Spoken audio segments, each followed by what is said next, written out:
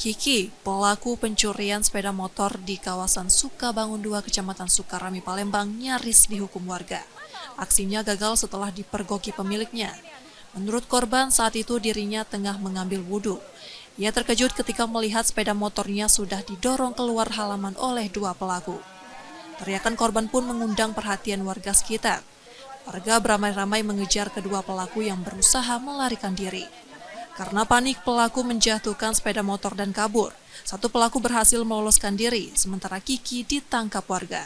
Ada kasih motor, kamu kok bawa motor, kata bawa motor kami. Diam aja dia. Nah, pas itu baru sadar, oh maling, ucapku ngomong. Teriaklah maling, kok kuatnya. Langsung laki yang keluar dari WC. Dia mempastinya motor di depan jambu itu, nah. Dia mempastinya motor itu. Dia berlari berdua, apa namanya.